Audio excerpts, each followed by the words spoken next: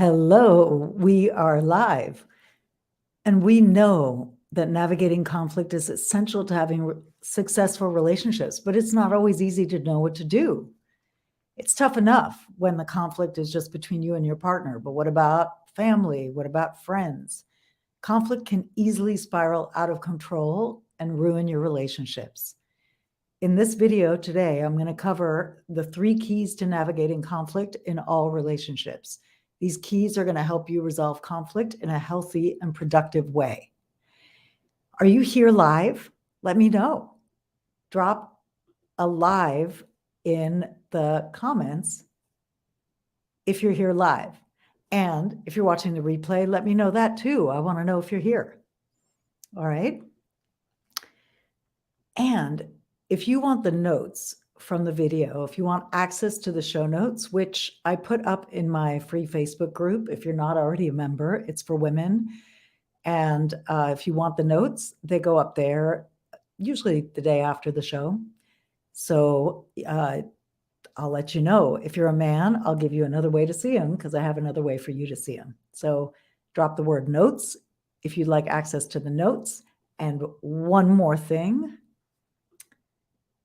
Drop the word partnered or single in the comments, and I'll get you the appropriate link for my relationship alchemy assessment. I've created this amazing assessment that takes about 4 minutes, and it gives you a beautiful snapshot of what's working well already for you in your relationship with yourself, your relationship with others, and what could be improved, where you need to focus to have more of what you want. Because it's better, like I always say, awareness is the first step to change. And so this assessment gives you the awareness of where to focus to create change. So go ahead and drop the word partnered or single, depending on which assessment you want to take. And I will get you the link to the right one after the show. All right. I'm going to hide that. And I want to come over here to the comments and let me know, again, if you're here live, let me know where you are. Where are you in the world? I'd love to know. So drop a comment. I can't always see where you're watching this. So anyway, I'd love to know. So in case you don't know me, in case we haven't met before, I'm Marie Elizabeth Molly. I'm a relationship alchemist, and I call myself that because I show women how to alchemize and revolutionize how they show up in their relationships so they become more loving, connected, juicy, and fun. Hey, Mary Carol, good to see you. Oh, awesome. I'm so glad you're here. I happen to know that Mary Carol's in Massachusetts. So that's great. I'm so glad you're here. This is you've actually gotten some of this, but it's going to be a little different slant on what I've taught you already. So this is great. I'm so glad you're here. So conflict arises in all relationships at one time or another. So how do we deal with it more effectively? Today, I'm going to teach you a 3-step way that you can apply really in any relationship with some small tweaks depending on who you're talking to, but I'm going to give you the basic framework now. So when a conflict arises and you're getting reactive and the conversation is getting unhelpful, say, when it's going off the rails, then the first step is to pause and take a timeout. Timeouts are way underutilized by adults. We use them with children to give them a chance to settle down. And our nervous systems are similar. There's a moment in a conflict where your nervous system will get flooded. And all of a sudden, you're not thinking clearly. You're in your emotions. Hola, I can't see who that is, but I'm happy to see you. I'm glad you're here. Bienvenida. You're in the Bronx. Is that Johnny? Is that you? Anyway, so I can't see the name of who's responding, but I'm really glad you're here. Bienvenida. So step 1 is, oh, linda. Okay. So step 1, pause and take a time out. When your system starts to get flooded and you know that you're about to say something that's going to come out of your mouth and rip the person apart, like you are no longer capable of staying conscious in your communication and communicating in a constructive way, take a time out. This is very simple. You say, hey, I'm about to say something I'm going to regret. I need a minute to cool down and I'll be back. Now, the I'll be back, and put this in your own words. This is how I might say it, right? But put it in your own words.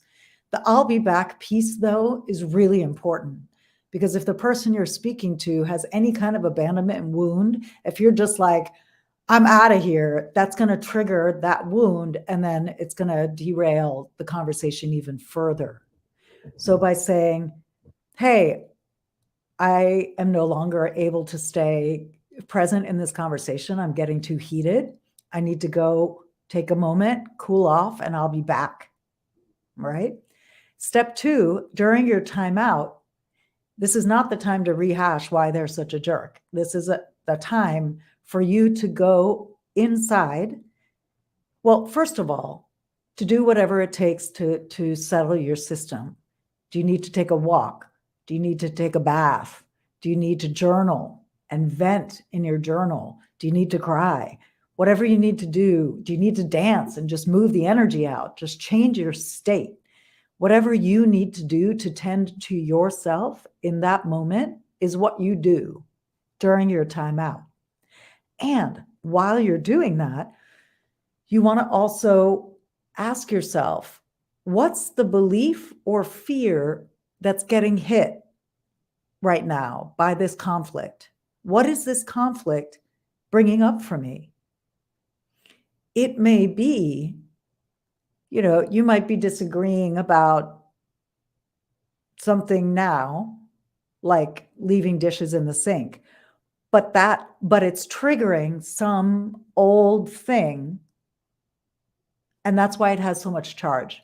So you want to figure out, is what I'm feeling about this situation in the present moment, or is this stuff that's emerging out of my past wounding that's getting kicked up by the situation? Usually when things have a lot of charge, it's because something old is being surfaced. So during your timeout, you want to figure out what belief is getting hit, or what fear is getting hit, or what old wound is getting hit, and dig underneath it to ask yourself what you really want. So every complaint we have in a relationship with another person is a veiled desire. I'm going to say that again. Every complaint is a veiled desire. So instead of throwing complaints at people, it's usually more effective to go underneath to recognize, okay, this complaint is showing me that there's something I want that is not happening. Figuring out what the desire is, and then asking for that. Much more effective, because when we throw complaints at people, they tend to react. They bristle, they feel defensive, they feel criticized, they feel like they can't do anything right. And it's very hard for someone to listen and do anything for you when they're in that state, right? So how's this landing so far? We are in step 2 of my 3 steps process here for handling conflicts. Any questions so far, drop them in the chat, and I'll address them at the end. So I'm going to recap. Step 1 is to pause and take a step out, a timeout. Like if you're getting flooded, if your system is getting too hot to be able to stay conscious in the conversation, and you're about to let fire on the the dragon flame is about to come out your mouth and eviscerate the person, take a timeout. Oh, good. I have a comment here. It's landing succinctly. Glad to hear it. Step 2, during your timeout, number 1, tend to your system, tend to your nervous system. Take care of yourself. Get yourself off the ledge. Whatever you need to do to self-soothe and calm, you do that during your timeout. Part 2 of your timeout, ask yourself what belief or fear is getting hit by this conflict and what your desire is. So you come back to the conversation with 2 pieces of information: what it is that you were feeling, what was getting touched, and number 2, what you want. So the third step is when you feel ready, which can be in 2 minutes or 20 or 2 hours or the next day, right? However long it takes for you to do this part and feel like you can come back and have a constructive conversation. That's how long it takes. And it'll get quicker over time. This takes a bit of practice, but it gets easier over time. So step 3 is you come back to the conversation, and I'm going to give you a sentence structure, which works best with people we know. You might not use this exact structure with someone at work, but you can adapt it. I trust you can figure out how to adapt it. So the structure looks like this. When you did blank, I felt blank. Next time, please blank. Okay, so what that looks like is, I'm going to make something up. Well, so here's a real example. Patrick is amazing at tech support, and he has an engineer background. And so whenever something is going wrong technologically for me, I'm already like freaked out, and I've already been trying a bunch of things. I'll call him in to help, and I've already tried a bunch of things, but he likes to go back to the beginning and try everything again, which I find incredibly frustrating. And also, for some reason, it lands over here as he thinks I'm dumb. It's not what he actually thinks, but that's how I feel it because of whatever history or wounding I have around technology. So I've learned that, he'll try to help me. He starts going back to the beginning. I'm super frustrated. Like, I've already done that, and I've done this, and I've done this. Can we please just start where I am? And he's like, no, I can't. I have to start from the beginning because that's the way my science engineer brain works. And then I get pissed off and I'm like, you think I'm dumb? You think I can't do this? And he's like, no, yes, you can. And we're off and running, right? It's just a habitual. So what we've learned is for me to say, hey, when you, I'm going to make this up. Like when you went back to square one after I'd already tried that 5 times, I felt belittled. Next time, please make it clear that you're doing that because your engineering brain requires it and that it has nothing to do with me. That's one example. Another example might be, hey, when you didn't text me back for 24 hours, I felt like I don't matter. Next time, please just shoot me a text that you're busy and let me know that you'll be back with me later. Or,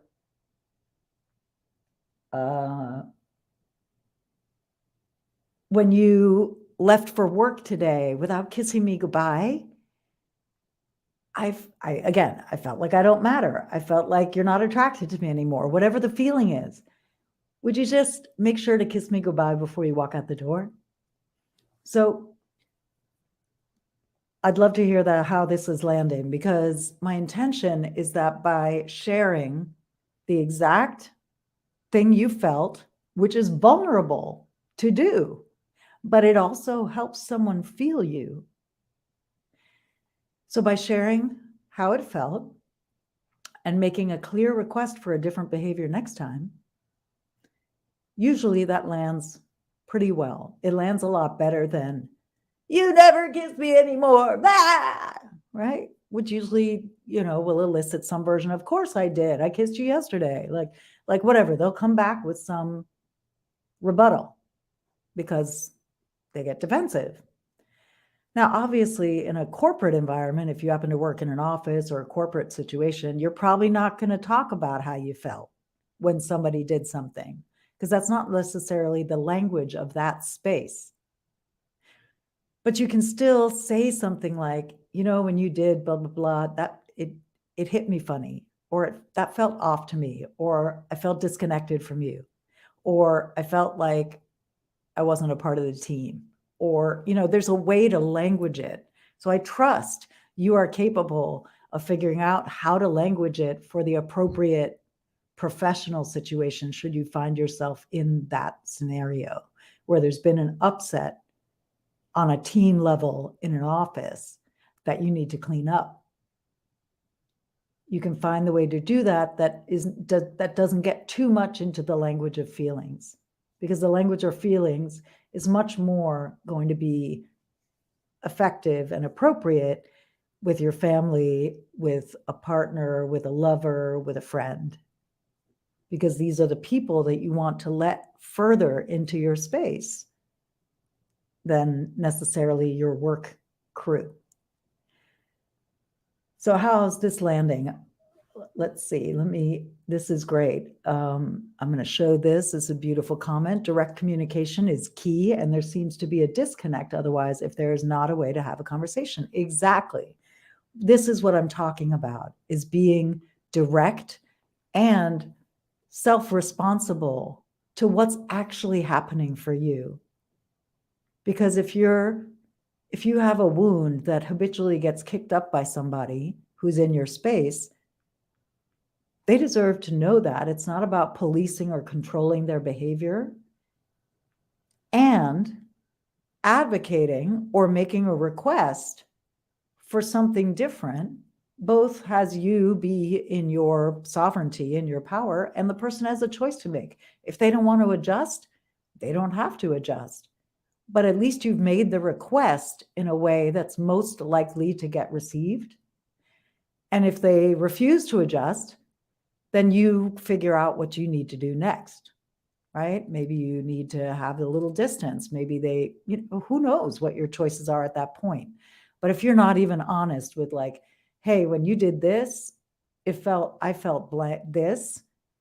Next time, would you please this? If they're not willing to do a simple thing, that's another conversation. All right, so let me know if there are any questions, any further comments before I go ahead and recap. Again, to get access to the show notes, please type notes down below, and I'll either invite you to my Facebook group or I'll let you know another way to get it. And the second option is to drop the word partnered or single in the comments, and I'll get you the link to my relationship alchemy assessment that's appropriate to, I have one for partnered people and I have one for single people. And again, this is a very quick 4-minute assessment that shows you what's working well for you right now and shows you where you need to put your attention. So it helps you really target where you need to focus to have your next expansion and to grow. And so go ahead and drop that and I'll get you the appropriate link. All right, if there are no further comments or questions, I will move on to the recap. All righty. So conflicts happen in all relationships and we don't always know what to do, right? And so I'm going to teach you a 3-step process that will work in any relationship. You just adjust it slightly depending on who you're talking to. It's going to be different in a work situation than it is in a personal situation. So figure out your own wording for the appropriate situation. So step 1, if you are feeling flooded, meaning your emotionality is rising to the point where you can no longer have a measured conversation with someone, that's your cue to pause and take a time out. During your time out, number 1, tend to yourself. Do what you need to do to settle your system, calm yourself down, tend to yourself. And then the second piece is to ask yourself, what belief or fear got hit by the conflict that's making you making you very emotional? What belief or fear got hit? And what is the desire you have underneath the upset? Remember that a complaint is a veiled desire. So whatever it is that your head is saying about that person, go underneath it and ask, what do I want here? First of all, what's the belief or fear that's getting hit for me? Second, what do I want? When you feel cooled down enough to have a conversation again, then go back. If they are also ready to have a conversation, you lead with naming the upset and making your request. When you did or said blank, I felt blank. Next time, please blank. When you didn't text me back for 24 hours, I felt like I don't matter. Next time, please shoot me a quick text letting me know that you're busy and then get back to me when you can. Okay, you just make a clear request. You let them know what felt terrible, how you felt, and what you want. This structure ensures that the thing you want will be heard more easily. And if you are doing this in a work context, change the I felt blank to something that's less feeling based, because that may not be appropriate to share your feelings in the workspace. It may be, depending on your work, but it may not be. Okay.